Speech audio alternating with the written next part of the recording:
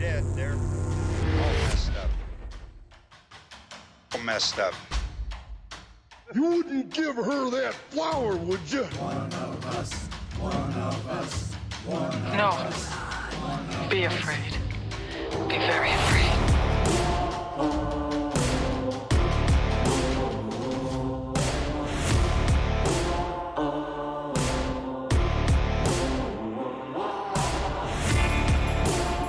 That is sweet.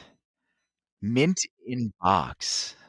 The last time I've seen that was at FYE back in like the 2000s and wanting it and hoping that the sphere did not come to life when opened. Suck your brains out. That's why I haven't opened it. That's a smart move. Somebody got you the Hellraiser cube too. Wonderful friend. Yes. Yeah, and I always yeah. wondered if you play with that when you need a fidget spinner or something. And I was like, I Mhm. wouldn't. I do. You do? I do. Ugh. Fuck it. Fuck It'll it. just get me there quicker. Yeah, there Were you go. Were you invited to other dimensions of pleasure and pain? I didn't get the pleasure one. You know, I never picked up on that S&M vibe from Hellraiser. When they did the remake, though, it's very there. You're definitely in an S&M dungeon. For sure. Yeah. Yeah. I haven't read the book yet, but I'm curious to see how the original interpretation of Pinhead and the Cenobites are compared to the movie. Because I know Clive Barker, he wrote the Hellbound Heart, and he also wrote the first movie, but Yeah. they both differentiate. Pinhead being the first one, of being like a little boy with a woman's voice in the short story, but Right. then in the movie, it's played by the great Doug Bradley. Definitely Ah. two differences there. Yeah, big differences. But I we're mean- not doing Hellraiser tonight, right? Give it a few months, there'll be a remake That's true. God. with Bill Skarsgård. Yeah, we have some bitching to do about him. He just made the credits in yet another film. But yeah, tonight we're talking about Phantasm, the original Phantasm, which came out in which year? Go, guys. 1979. Ooh, Ryan coming across the finish line first. Yeah, 79. And if you couldn't tell by the haircuts, you can definitely tell by looking at the box.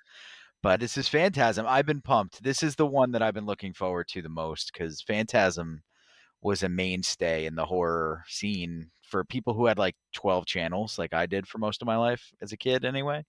Phantasm was one of the movies that I saw a bunch of times, and it was scary, legitimately scary for a child of like 7 or 8 years old. It's the sphere. The spheres is what gets you, especially like I remember watching it on sci-fi and just seeing the little ball just float around and like the spikes coming out and drilling in your head. It's Yeah. the whole tunneler thing from Puppet Head. It's like it's the drilling. Yeah, the drilling Yeah. messes with you. First, I think that you're right about that. John, did you find it scary? Yeah, but I didn't really appreciate it until I was older. Same. And I can see that. for me, the sphere wasn't the scariest part all along. It's Angus. Angus Scrim it can be a genuinely terrifying dude. I mean, they hit gold casting him. And how tall is he in real life? 6'4"? He was 6'4". Yep, 6'4". Yep. That was a good guess. 6'4". So like we have a bunch of people we work with that are about that height, give or take 6'2" to 6'4", but at least two people who've been in my life somewhat recent, like every workday, that are 6'4", in recent memory. And it's not a terrifying height per se, like a daunting height, I'd say, but it's the skinny aspect of him and the hair and his facial expressions. It all combines into this awful thing. Ugh. And how he lurches over and he's just like, boy, it's unsettling. Boy. Yeah, that She was a my little bit too. ringtone forever. Amazing. But that hits you too. That almost paternal aspect to him, the grandfatherly sort of vibe he gives off. Mhm. It messes with me a bit. It's a bunch of things that come together. There's that sci-fi vibe, like you said, with the spheres. I think that's really where the true terror comes from because you can't get away from that. it's fast and it's got spikes and it's going for your skull. Unless you have a shotgun like Jody does and blow it into pieces.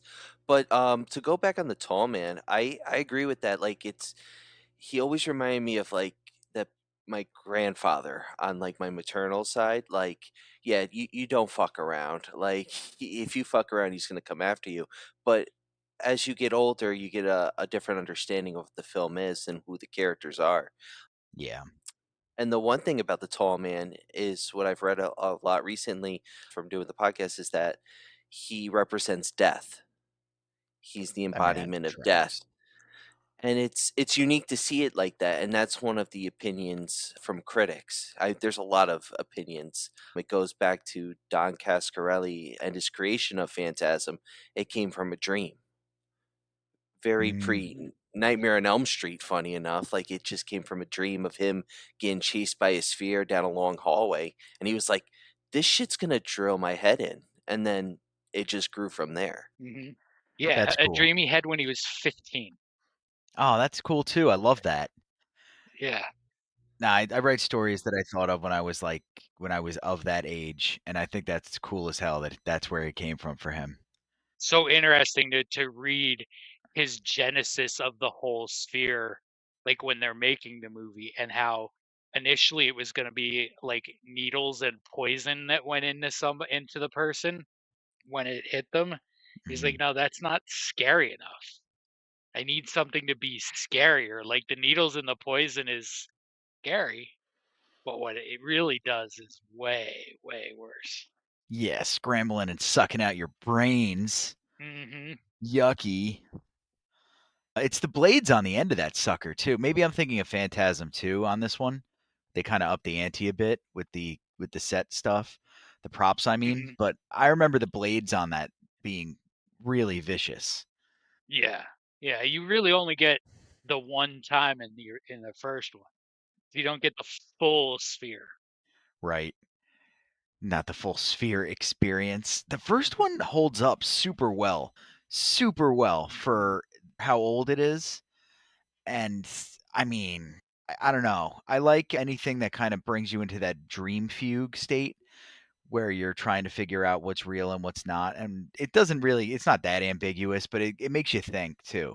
It's not a dumb premise at all, which is Hmm. nice. We've been watching some movies, and Yeah, we some of have. them, yeah, some of them are, a little bit more heady than others. And this one made me feel more like I was watching, I don't know, something on the level of like In the Mouth of Madness, where you've got to think about what's going on a bit more.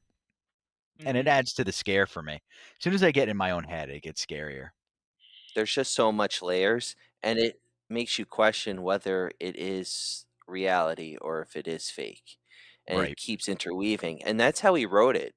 It's like a lot of improv went into this film, funny enough. It was like, here's the direction, but do what you feel is right for this scene and for this character. And you see that throughout the entire film, and it works to its fullest potential. Yeah. 100%. One of the things that I noticed and I enjoyed a little bit too was the name. If you do you guys know where Phantasm comes from? Or at least I think it comes from here. I could be wrong. But it's a Lovecraft word. It may Yeah, it be. is. Yeah. Yes. Yeah, he may have invented it. I'm not sure, but I think he may have invented it. And for the listeners, basically it means state of being demented, essentially, where you're not able to understand what's real and what's not. It's very Lovecraftian, right? In essence. And I think it's super cool that he named the movie that as well. Hmm.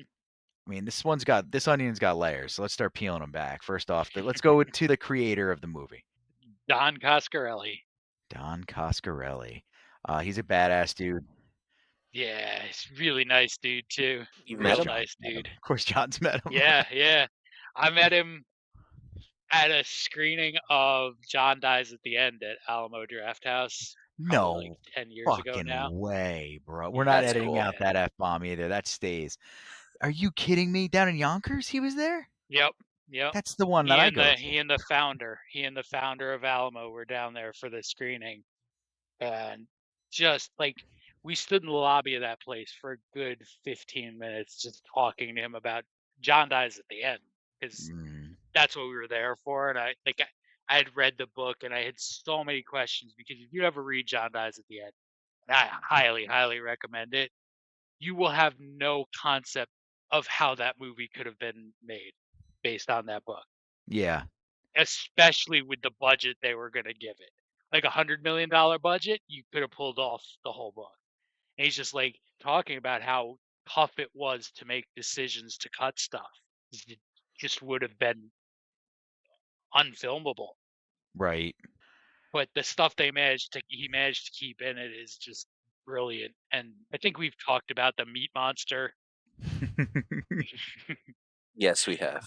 I think so. Which is one of my favorite horror villains. But yeah, like such a nice dude. Well, they got the right guy. If you're gonna make an epic masterpiece with, a short budget, he's your man.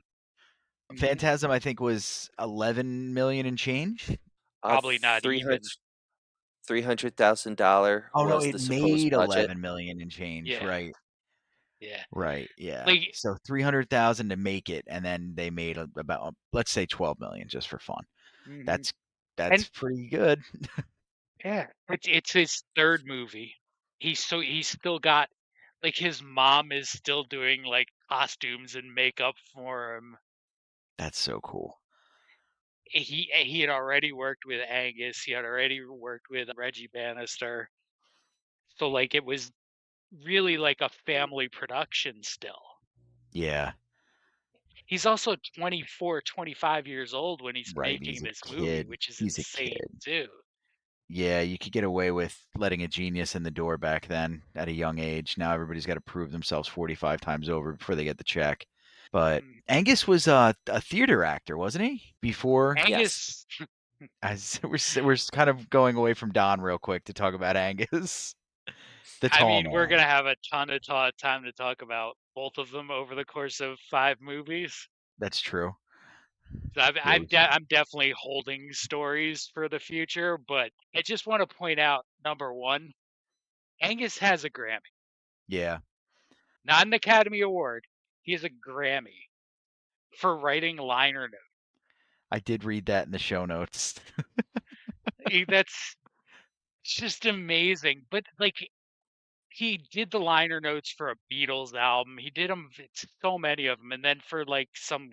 Hold on, I have it for Corn Gold, the classic Eric Wolfgang Corn Gold. His liner notes are Grammy winning. Yep. Oh, that's funny. The statue looks the same no matter what, so that's pretty funny. That's cool. And now line notes. Let's pretend that it's 2025 and everybody just uses Spotify. What are line notes, guys? Oh, liner notes were one of the coolest parts of getting an album. You'd have, depending how extensive it was, you'd have like biographies and stories about the music. You get some lyrics in there. You get credits and thank yous. But like on like those big collections, like that Corn Gold one would have been, there's essays in the liner notes. That's Like, cool. it's just so cool. I think I want to get my hands on that. That's like an homage to back in the day, kids, when you were driving home from the video game store or something, and all you could do was open up the package and pull out the manual and start going through that.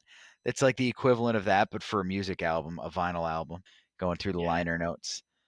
That's beyond me. I think 8-tracks were still around when I was in diapers and stuff, but we weren't a cultured family. We didn't have vinyl records in the house, unfortunately.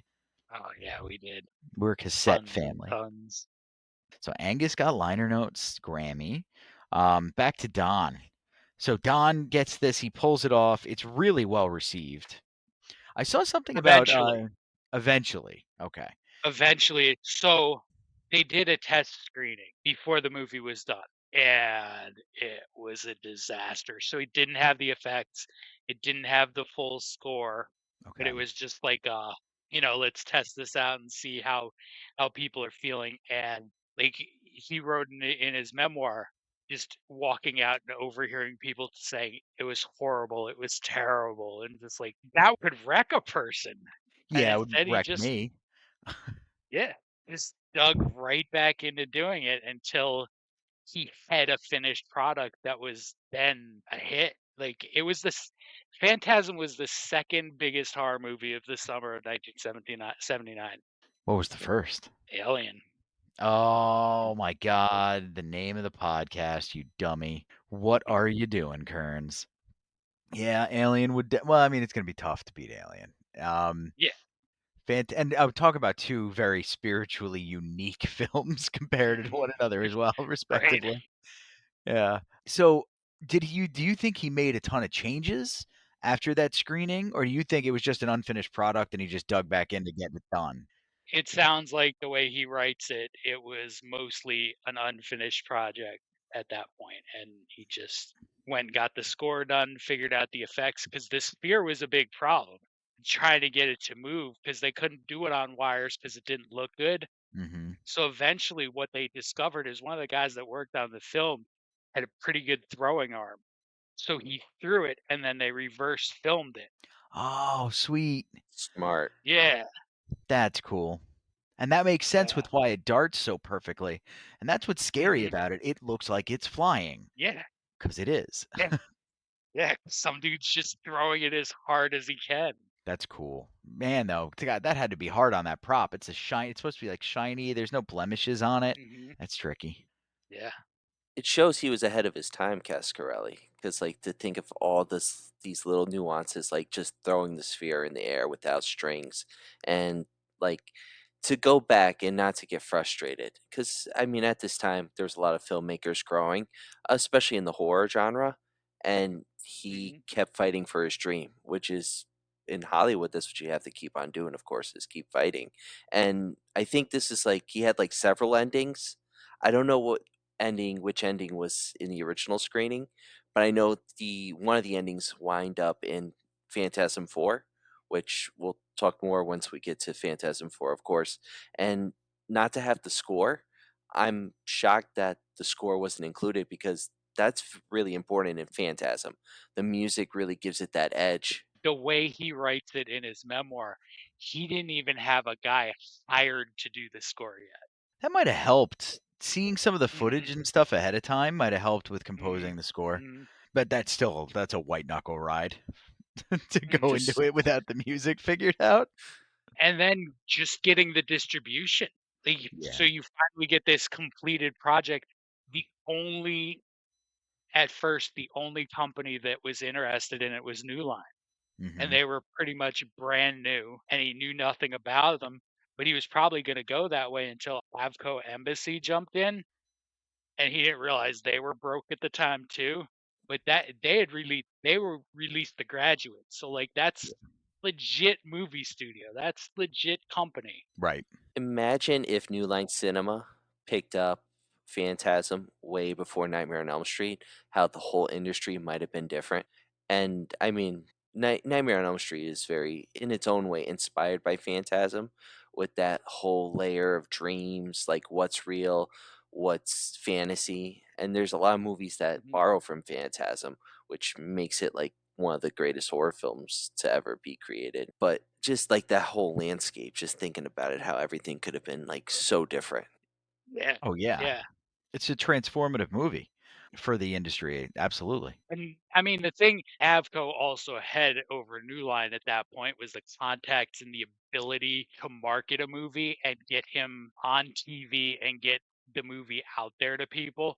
They sent Angus and Coscarelli on like a multi-month media blitz Hmm. that like winds up with Don Coscarelli going on the Tomorrow Show, which was hosted by Tom Snyder, with George Romero. He's Oh, sitting that's cool. in the green room to go out there with George Romero, who's taping Dawn of the Dead. They get Wild. that collision of classic horror right there. How do you not It- wilt? Well, I bet you he didn't realize he belonged in the room with him at the time either. Probably oh, thought he not at was all. Like yeah. not at all. He talks about like how nervous he was to be going on that because that was also a pretty huge show at that point in time. Mhm. But how nervous and anxious he was. And he's just sitting in there with George Romero, and George Romero's just like cracking jokes and like just put him completely at ease. Good. And they went out and had a great conversation. See, it's worth it to meet your mentor or heroes, in the industry. Sometimes it's like shitty. But in that case, that was awesome. But George A. Romero was a different cat, especially during that time. They were all different cats. Adam Green has a similar story that he told. I think he told it at the surprise release of Hatchet 4, because when he made Hatchet 4, no one knew it was coming. And he had this story about it. Was right after Romero died too, and it was just this story about how he was done. He didn't know what he wanted to do. He was like sort of stuck, and Romero re-inspired him and helped him find a new vision for stuff. That's And cool. I think that's just who George was. This guy loves the craft, wants to foster more of it. Hmm. I want to switch gears here for a second. We All we right. tend to dive into the deep end with a rock, and we stay down there for a while. But one thing we always forget to do at 22 minutes in, 23 minutes in now, might as well get it out of the way. Let's go do a brief synopsis of what Phantasm is as a film. Like, what's the story? So with Phantasm, it starts off with Jody and Reggie attending their friend's funeral, Tommy, who gets murdered in the beginning by the lady in lavender.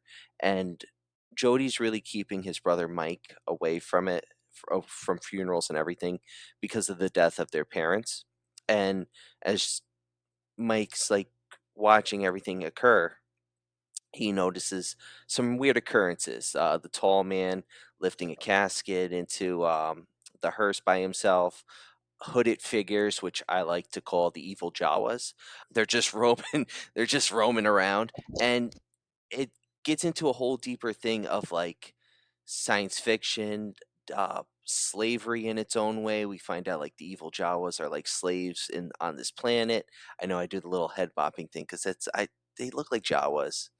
Like they're just Mhm. like I'm expecting R2D2 C3PO to show up, but it's all intergalactic, and the tall man wants their souls in his way and like their whole embodiment in order to create these little slaves. You definitely learn more about the little guys, in the later movies. The not But Jawas. I did look it up. They do have a name. What are they? So they're gravers, and they're also Oh, dwarf lurkers. okay. Both of those are pretty cool. Yeah. Dwarf lurkers and gravers. Yeah, it's pretty solid. Better than hooded figures, as according to the first film. Yeah, Yeah, I because suppose. it's almost like he knew this was gonna be a whole bunch of more movies. Seems so. I also looked into because they are Jawa-esque, and George Lucas is a little bitch when it comes to suing people. So, and he was very covetous of the whole Jawa vibe. I think he went after somebody who was doing like a stage show that had, and I assuming they actually stole the Jawas, but Star Wars was still in production when Phantasm hit theaters, so George Lucas couldn't do shit. But I do wonder, they're very similar. I do wonder if he happened to pop into the other set for a minute. Mhm. If a Jawa walked by with a cup of coffee and a cigarette one day, and he was like, "Oh, that'd be perfect." I doubt he was filming it at a big Hollywood studio alongside Star Wars, though. I forget. I think he had got a little bit of it in an actual studio, but that might have been two. It could have been. Two is you can tell that there's a huge difference between the production value of one and two. Not Hmm. that makes it sound. See, that's a weird way to say it, though. You can see that there's more expensive cameras being used, Yeah. and there's more money in two. But Yeah. there's nothing wrong with the production value of number one. I think number Not at one, all. yeah, I think number one shines a little bit brighter in some ways.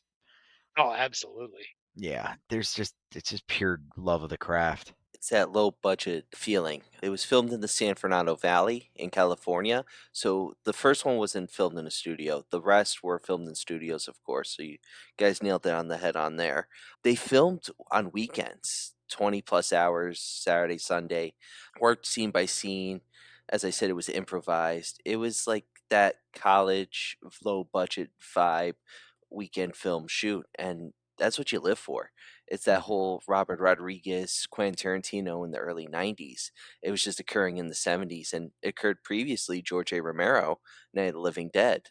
that low budget filmmaking that nails like what society is at that time right on the head and brings audiences to view and love. Yeah, it's wild to think about how close in time that was to Night of the Living Dead too. 11 years.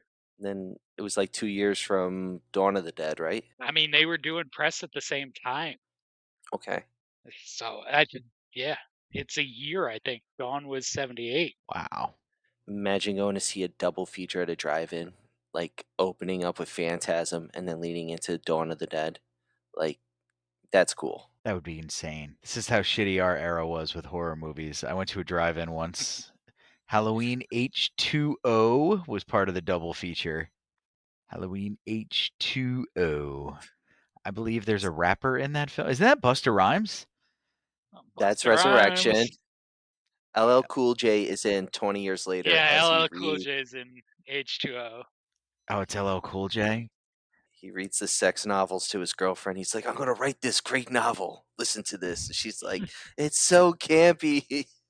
My God. Deep He's Blue like, it's Sea, the best thing. Oh, Halloween. God. That was LL Cool J. Are you sure? Yep, 20 what was years Busta later. Rhymes? H2O, yep. Busta Yep. Rhymes was in Resurrection. Resurrection. Busta Rhymes was in the reality show one. Oh my God. That's right. That looked good on paper. Write that on my memory.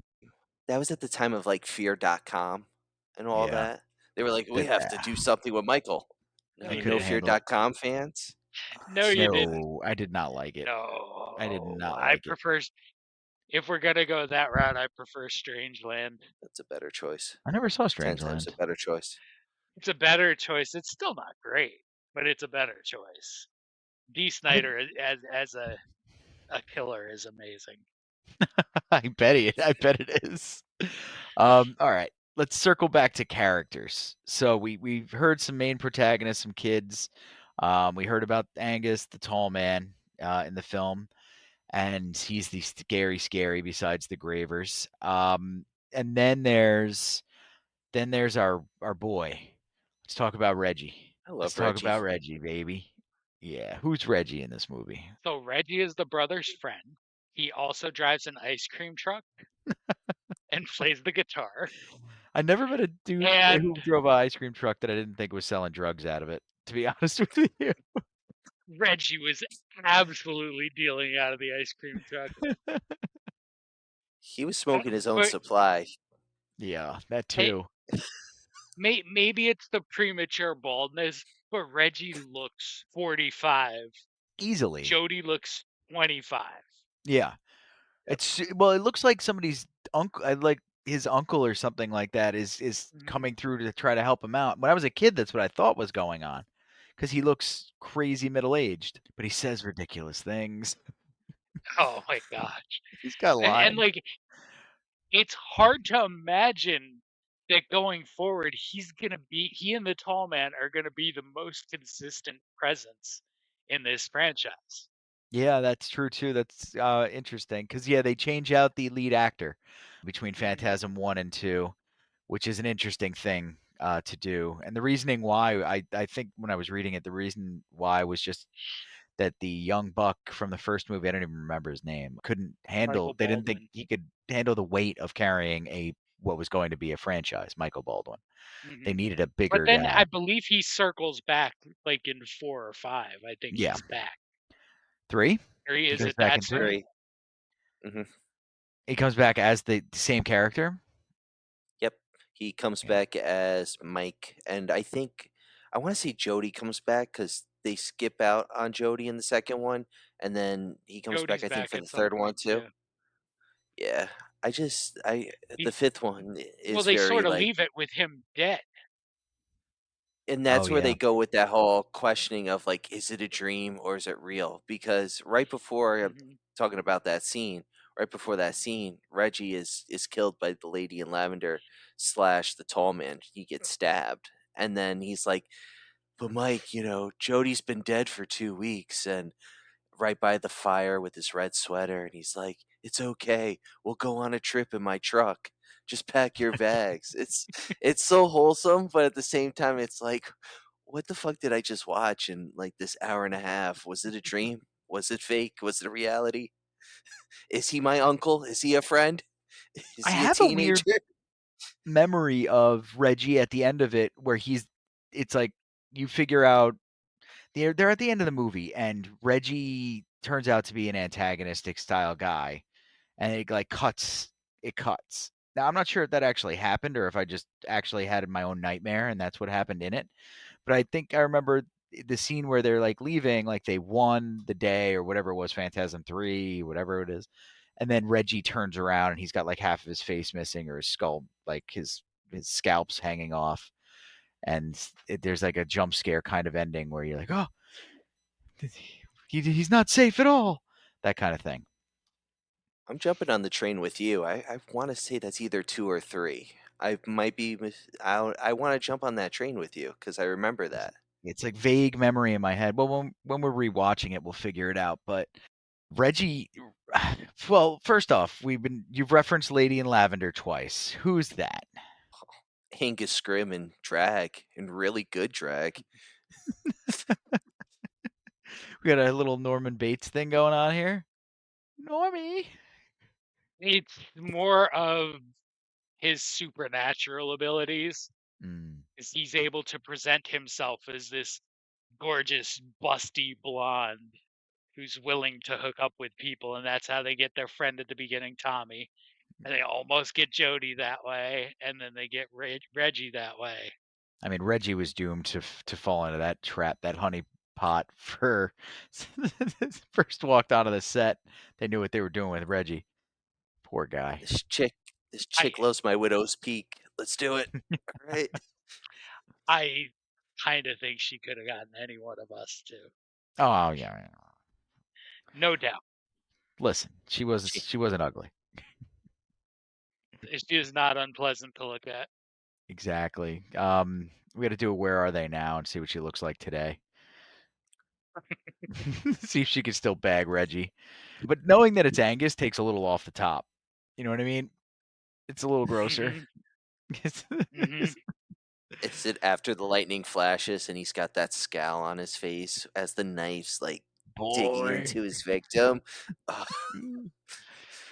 Or at least I would rather it end there rather than getting further along, if you catch my drift. Oh, Yeah. Tommy got the whole vibe. The whole kit and caboodle. Yeah. Exactly. He's like, this is the greatest sex I've ever had. And stabbed to death. Jody's almost there until like Mike runs across the field after getting chased by the evil Jawa. And he's like, that's my brother. I gotta go. Mm-hmm. So the Lady in Lavender is not another character. It's just Angus in magical drag. Got it, guys. All right. So the first movie, you're continuously kind of pulled. Actually, it's not that veiled. He's when he's dreaming, and you're kind of aware of it. When he's not, You're kind of aware of it. I don't think the first one does a very good job of sort of trying to confuse you between the two. What do you guys think? No, and I don't think he's necessarily really trying to confuse you until the last 5 minutes. Yeah, that tracks. Agreed. And it does get confusing in the last 5 minutes. I don't necessarily think we should even talk about the direct ending of the film. If there might be a lot of people out there that haven't watched Phantasm. Yeah, I wouldn't want to.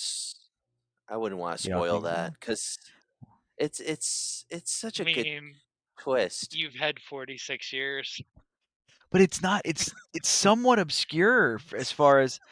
I mean, there's tons of people that haven't watched Dawn of the Dead and things like that too. But I feel like they have a much better chance of having seen that than Phantasm.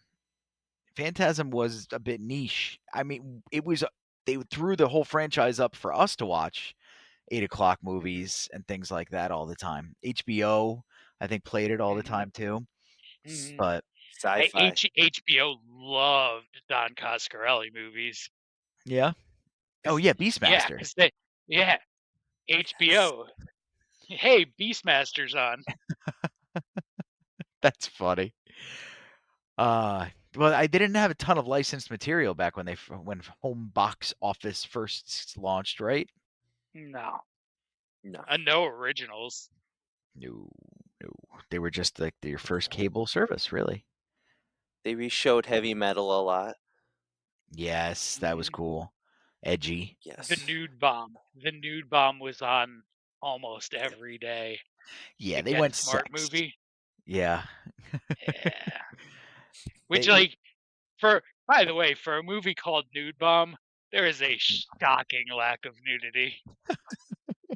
I was just about to make the point that they did, like, with heavy metal and stuff, they went for sort of like, you're not gonna see this on regular cable kinda thing. Hmm. But, yeah, Nude Bomb, if as you're referencing it, I guess, is very prude bomb. Yeah,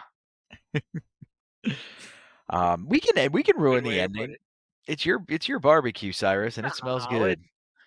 let's not ruin the ending. I mean, I kind of already did, but let's not like A little bit. really harp on ruining the ending. Alright, cool. One of the things that I hadn't noticed until watching it this time, at no point do they attempt to get help. Yeah, that's true. It's Very just the true. three of us. We're not going to the cops. We're not going to bring other friends in. They sort of accidentally involve those two girls, but they oh don't bring nothing. The three of us, this little boy and this bald ice cream man and Jody can save this. We can do it. Yeah, and they do. They do. Can we Yeah. talk about the gun? Can we talk about one of the instruments of mass destruction in this movie? Or is this am I thinking Phantasm too, where we get the 4-barrel shotgun? I think that's the second one. That Yeah. is the second Yeah. one. Yeah, I jumped the gun. But We only get the the the single shot. Reggie gets, yeah, it's true too. Reggie gets into a vibe that I wanted to kind of touch on before we get into your top fives, and it's a chicken and the egg thing. He's very Ash from Evil Dead. I believe we have a chainsaw, we have a boomstick. He's that guy. And he's got some catchphrases too. Yeah. You, you know what's interesting is I was reading an article about what movies, which some of the movies listed as homages to Phantasm or took a lot of from Phantasm to include in their movies. Evil Dead wasn't on it, and that is a good connection because Mm. Reggie is pre-Ash. It feels like he's very Ash-like. I don't want to take anything away from the character Ash, the Evil Dead franchise. I don't want to imply anything or say it's a bad thing. It's a good thing, no matter how you look at it. But Reggie does feel like Ash, less cool Yeah. Ash. If they're listening to it, we'll have a Ash versus Reggie like crossover. Ooh. Bruce Campbell, please, if you're listening to us, Reggie Bannister, Don Coscarelli, come on. Let's go. I think Don's gonna dust off the old script and get out there against Evil Dead. I think he's tired. If only Angus Scrimm was alive, him getting like the book, the Necro Comicon, just in his hands, and just That's going in the dictionary. Yeah, it's I got to know I go in the messed it up. dictionary. Oh, Jesus. John and I even looked at each other. We tried to hold it together on that one. That was a good one though. That's a Hall of Famer. Yep. Um, if he does get his hands on that, It'd be chaos with those deadites and spheres. yeah, that's the thing. Yep. That's the thing. What's gonna win the day? So since you brought Angus back up, I have another Angus story I found. Okay. So at some point in the 90s, the British Encyclopedia of Horror comes out, and it's like little like sketches of all the stories of like horror actors and icons. And in it, they refer to Angus as a minor American horror icon. Oh. But here's Angus at Angus best. He wrote them. And the quote from the letter is, "I'm so grateful to be listed at all. And I realize at my age I'm not apt to attain the record of Boris Karloff or of Bela Lugosi. But if I manage before my end to make another 2 or 3 significant horror films, do you think I might be up to a middling horror icon?" That's pretty good. I think that's just awesome. Yeah, that's a great way to sass. That's good stuff. Hmm. Reminds me of like reading letters by Hunter Thompson and things like that when he was writing other amazing writers and had no problem just laying into them and things like that. No fear. That's a cool way to do it, Angus. I like it. So that's pretty much Phantasm 1. Was there anything else you wanted to talk about from the movie before we roll into your top fives? The other thing that sort of gets me on more viewings is how many times they just hand the keys to a 10-year-old. That was Here, the like, times. drive the car, Yep. drive the car, drive the car. That was the times. My Like, friend Mike would drive his dad's car at 12 years old from the house. It was only about an eighth of a mile, but from the house down to the shop that they had down 117 mhm. too. Yeah. Yeah, that's wild. But, like, there's that scene where they're getting chased and Jody's out of a car and the CUDA comes up to him, Mhm. and as it's coming up, you can't see a driver. It's like, oh, now their own car is driving on its own. And he opens the door and there's Mike in the car, and you just can't see him over the dashboard. Like that. That's good Yeah. stuff. No, that is good stuff. And that is a sign. That's a late 70s thing. Yeah, Daddy's had a Mhm. few too many. Why don't you drive home today, Jesse? Yeah. You just get over there. You need a brick? You need a brick for the pedal? And he's already asleep. The kid's like, Mhm. let's go. Jeez. God forbid it stick. He's going to be standing on the clutch. Kids Mhm. today don't understand that. The bench seat all the way forward. No seatbelts in sight. Mhm.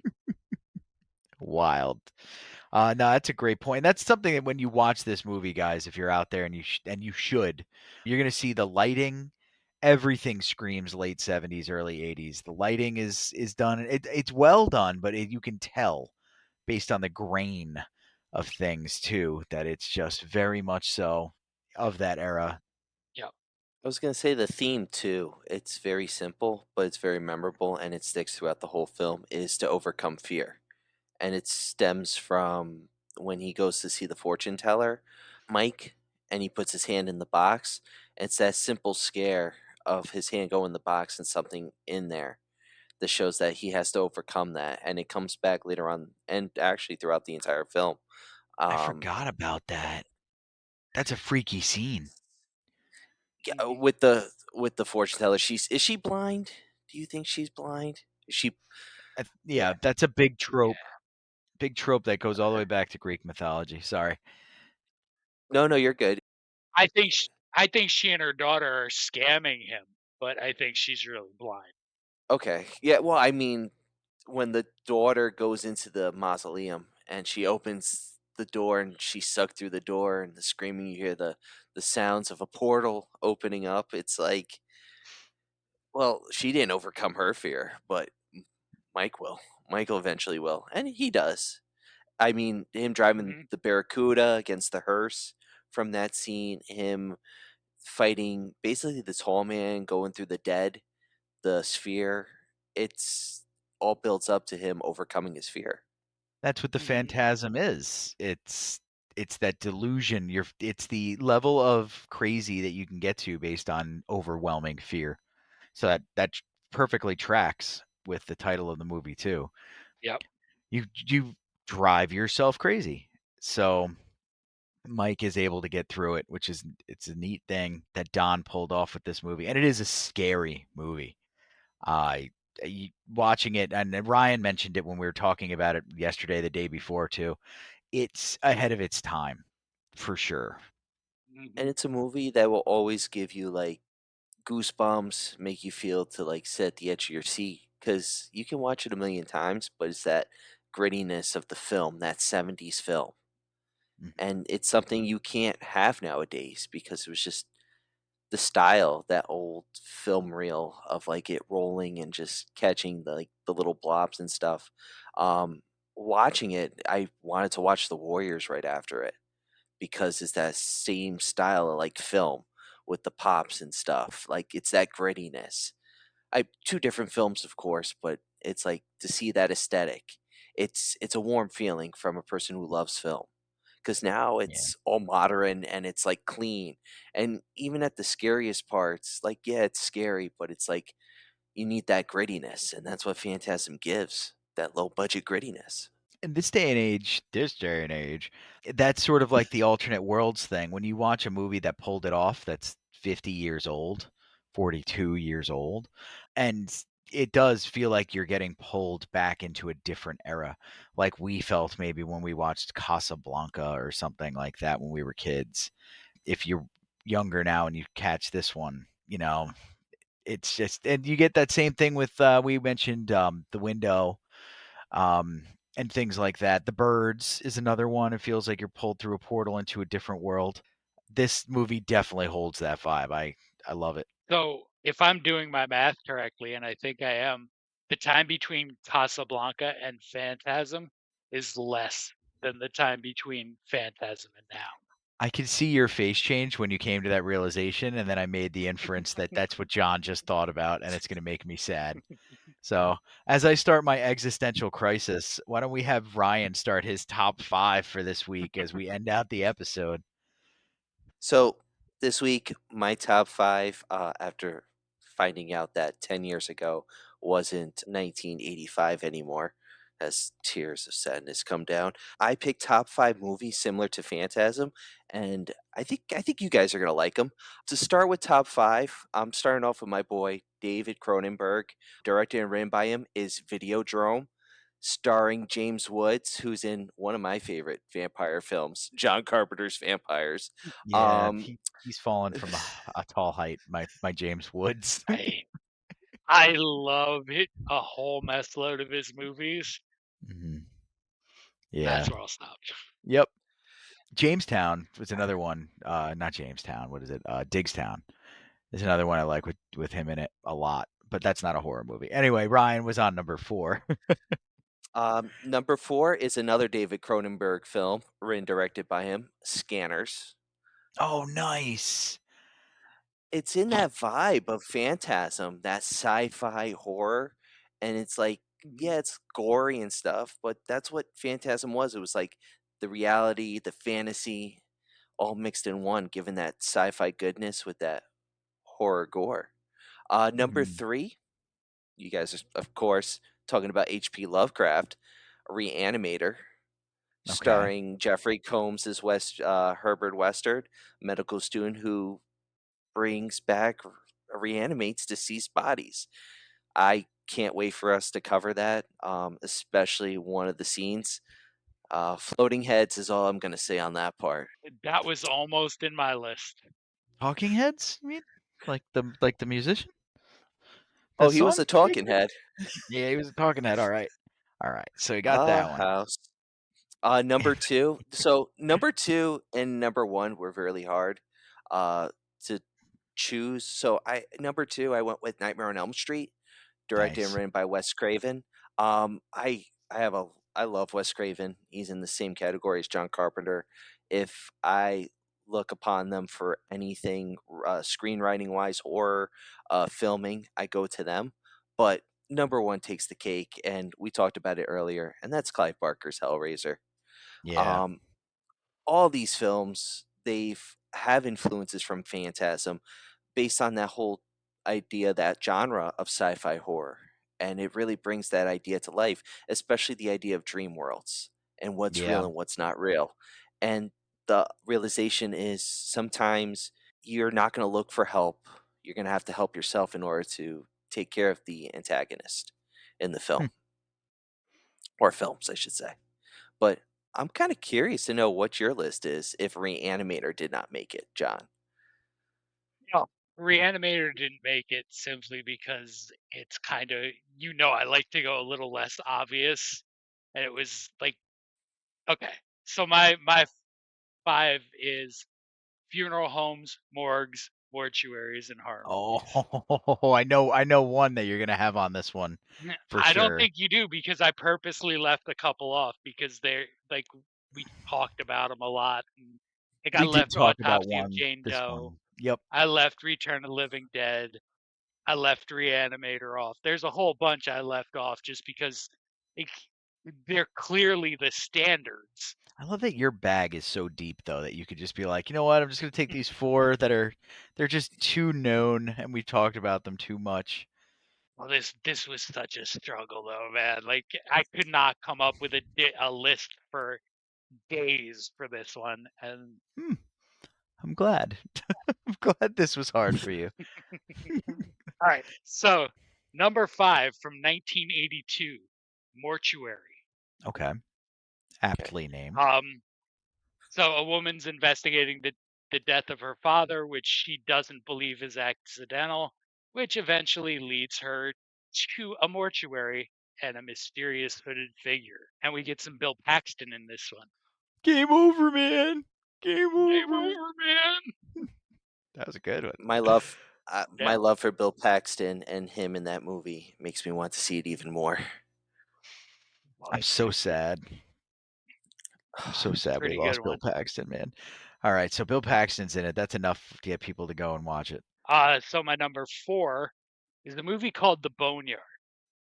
So stop me if you've heard this one before. A cop, a psychic, a woman, and 2 coroners enter a building. You heard that joke before? No? Okay. No? What does the hooker say? The Prestige. The Aristocrat.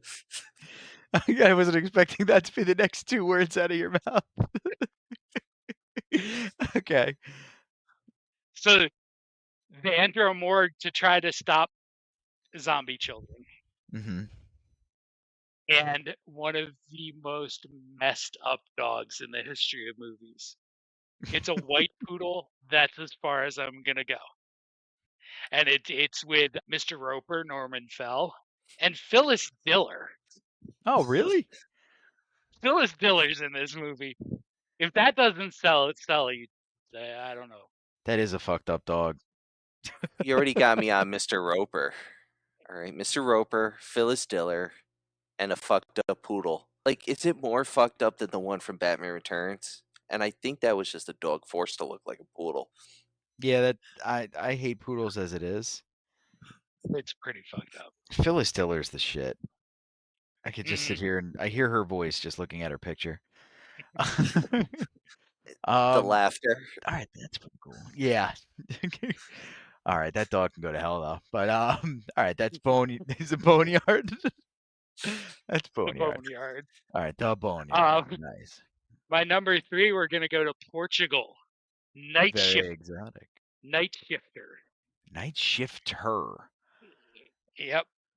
So the night shift worker at a local morgue can talk to the dead that Oh, that come would into suck. the morgue, and it's a pretty scary movie actually. Like, it's got a nice creepy vibe to it. Okay. That was a Shudder movie for a while. There was a kick for a while where there were like good ghost, bad ghost movies. I recall one where they had to like get them up into the attic, and there's a bad one looming, coming to get them. I don't know what the hell that movie was, but I remember it messed me up. Had a cool vibe to it. So I imagine that this may be similar, where he's like, "Hey Frank, remember when you used to smoke 6.5 packs of cigarettes a day?" You're like, "Oh, fuck you, kid." Yeah, And then, it's got some of that. It's got some of that. okay, good. Definitely super creepy vibes, man. Nice. And then the super creepies come out. All right.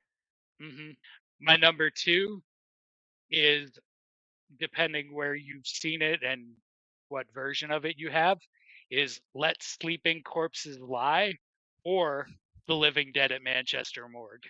Are these 2 working titles, or you just had them tied? Same movie.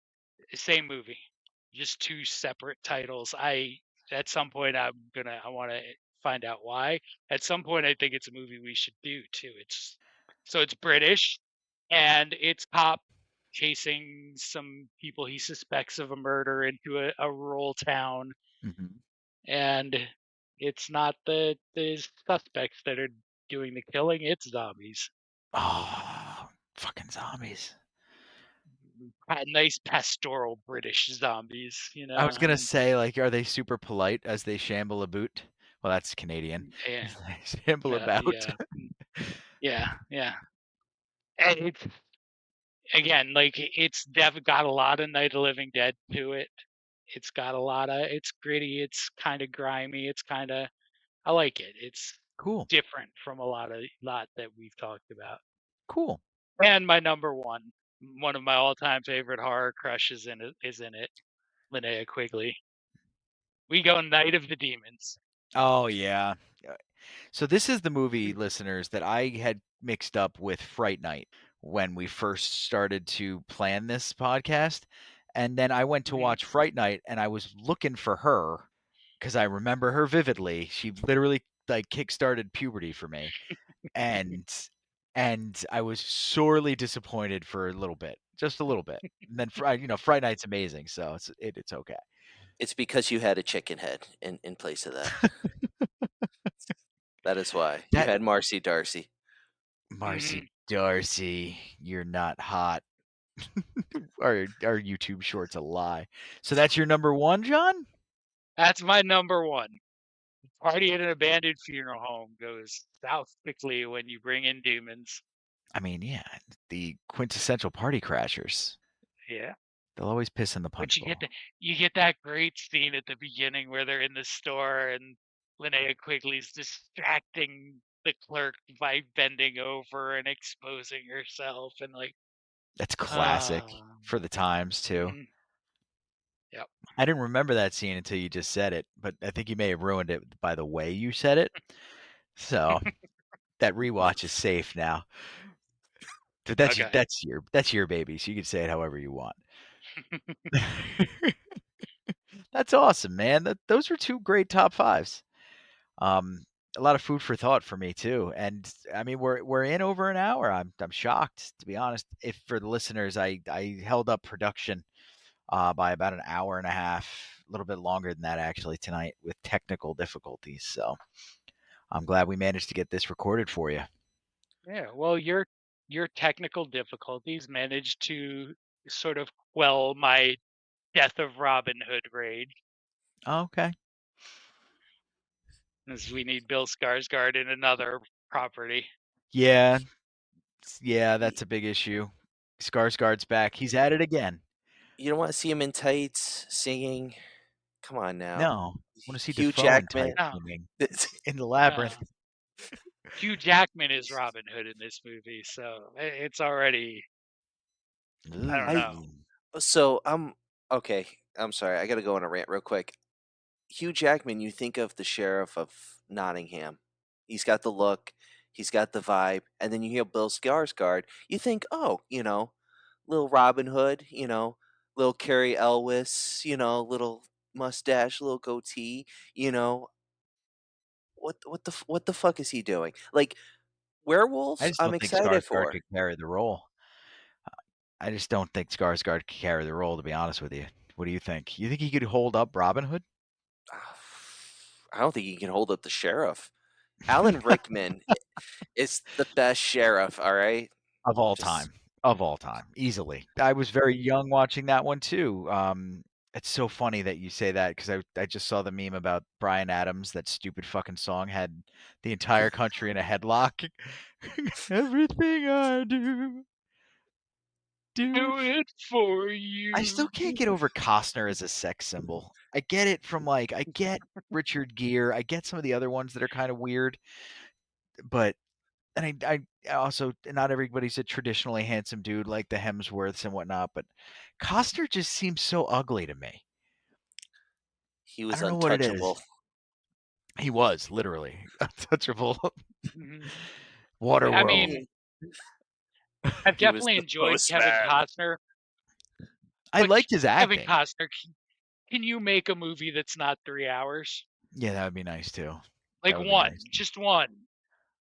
But no, I like him as an actor, although he can be kind of muted at times. But yeah, I think I like him as an actor a lot. I just can't figure out why anybody would ever want to fuck him. Well, ask J-Lo. That's her next victim. Way. That is her next victim. Costner right now? So my mother-in-law came. She was like, "You need to listen to this, Ryan." I was like, "What's up, son?" She's like, "Kevin Costner and J-Lo." I went, "No, this is a farce right here." And there's rumblings. There's rumblings. Just saw her at the Grammys though, and I can't imagine him dragging his wrinkly, salty body over top of that her Botoxed, fit toned self right now. I feel like that's probably one of the signs of the apocalypse. Just it so is many the sign of chemicals apocalypse coming together. No, that can't be legal. It's a demonic flubber. It's a demonic flubber. Ugh, I'm gonna look into that too now after this to see what the hell's going on with J-Lo. But all right, guys, that's our episode on Phantasm. Thank you guys for tuning in, and we're gonna catch you next time with Phantasm 2. See you later. See ya. Be